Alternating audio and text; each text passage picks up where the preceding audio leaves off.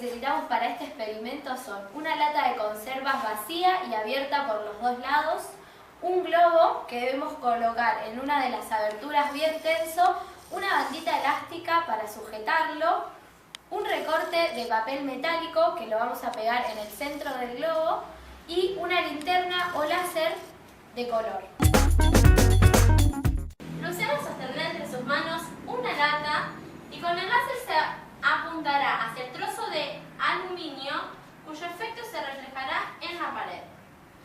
Una vez conseguido el efecto reflejado en la pared y sin mover la lata ni el láser, Luciana gritará, hablará y cantará por la abertura de la lata y el efecto se verá reflejado en la pared. Hola, hola, hola, hola, hola, hola, hola, hola,